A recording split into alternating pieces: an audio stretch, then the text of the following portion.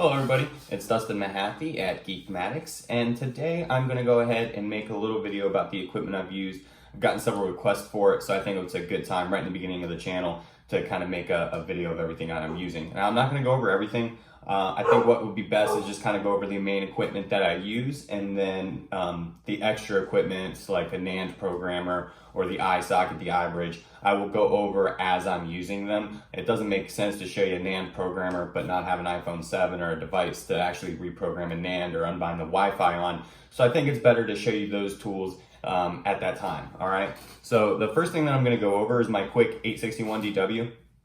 Before I actually show you the equipment or show you that device, I just kind of want to go over a little thing with airflow. Now, a lot of people are going to have asked, you know, what airflow do you use for this job? Now, I don't like to answer that question. Here's the reason why. I have two 861 DWs, and one at the storefront and one here. They were both purchased from a reputable place, somebody placed that, so I know they're genuine. And one of them, the storefront, since the day I've got it, the temperature that I needed to remove an audio IC or a touch IC has been 450 and 110, okay? And then I got this one, the one here, and my temperature is 350 and 70, okay? So it's such a massive difference there, and I've personally seen it. That's why I've immediately stopped, you know, giving that advice on what airflow you need to use for a certain type of job. So with that being said, here is the Quick861 DW. All right, so that's a fantastic little device. It's got, you know, 3 presets, so you can kind of have it set. This is what the defaults were. I haven't changed it because I haven't read the instruction manual. All right, and the next piece of equipment I want to go over is my DC power supply. All right, this is a fantastic little device. Essentially acts as a battery, so you can power up the device without one. You can get one of these anywhere, you know, they're all over the place. All right, so the next piece of equipment I want to show you is going to be the iPower Max.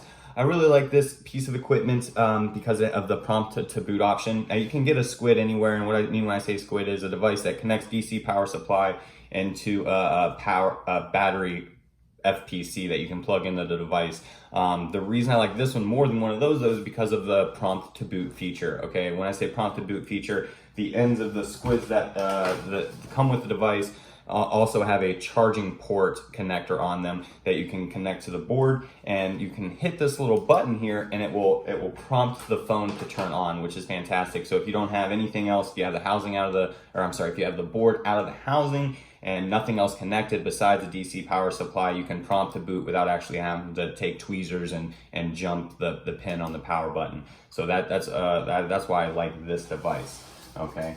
So up next we have the USB amp meter. Now this is a fantastic little tool. It really helps us diagnose charging issues. And that's it. That's all this device helps us diagnose is charging issues. And I say that with emphasis because I have seen a lot of people asking on Facebook and in the forums, hey, my device is only pulling 430 milliamps. It's not turning on. Even with a new battery, what could be going on? Well, if you ask that question, okay, the first part of it, it's only pulling 430 milliamps is not relative, okay, because the phone should power on with a charged battery, no matter the charging, okay? So I do want to make that clear that this device is only for charging or looking at charge current, okay? Now, with that being said, I'm gonna go ahead and show you what I have. I have the PowerZ, and I really like that because of the display. It's got a couple of different options here, and I'll go over those later. Now, the first one line you see there's volts, and the second one you see there's amps, and then the third one is watts. So if we went ahead and plugged in, let's say an iPhone 10, okay, what you would expect to see, let's see if I can get this right here. All right, so what you expect to see is it start to build up. Right now it's about, there it goes, 600 milliamps, 700, there we go, 1.5 amps. That's what you would expect to see from a device that's charging properly, okay? So you get to see all of that information, and that is fantastic. Now, one of the reasons I like this one is because you can power it with a micro USB, so I can just have it sit on my desk. That's really nice. I like that feature, okay? The next piece of equipment I want to go over is my microscope. This device I've gotten from Union Repair. It's a very good microscope. It's very clear. The only thing with it though, when you're ordering something like this from Union Repair, is it's very heavy. So you're going to pay an arm and a leg in shipping. It's a lot. So you might as well just buy the scope here locally, or wherever you're at, to try to avoid that much in the shipping cost, because it was very expensive. Now, that's different than the one I have in my office. I have an Amscope at my office. The Amscope is great too. If I had to pick one or the other, honestly, I'd pick the microscope from China because of the clearness and the crispness that I see with it. Otherwise, you know, the Amscope, I think it just needs to be cleaned. I've, you know, been using it for a year. That's why it's probably a little fogged up now. So nothing against Amscope, great scopes, both of them, they're fantastic. All right, so we'll go ahead, and this is what it actually looks like any microscope. Okay. So the next piece I'm going to go over is my iron. I love the Hakko FM203. It's fantastic because it has the dual port system.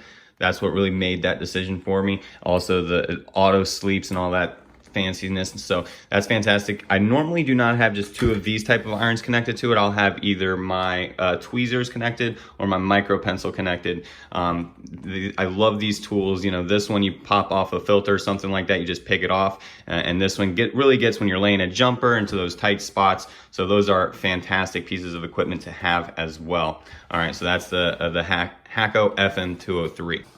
And I guess I'll go ahead and show you some of the consumables I use. The first one's going to be some of the Amtech. I like the Amtech 559. That's very good for me. It works very well, cleans up easy, and it doesn't leave gunk and crap all over the board. So I really like that. And then for my tweezers, these silver ones here, these are my babies, the AAA-14S. I really like these tweezers. I don't let anybody else touch them. Those are my favorite. For kind of just about everything. Now I have these blue ones as well. Again, and I will try to find the brand and let you guys know the brands of everything. But these blue ones I like because I can bend the tips really easily and kind of have that hook method for audio IC removal, and to remove that IC or that drop method. And the next set of tweezers I have are the black QianLi ones. I really like these as well. So these are the three sets of tweezers I kind of use for different things, but they all get picked up quite often.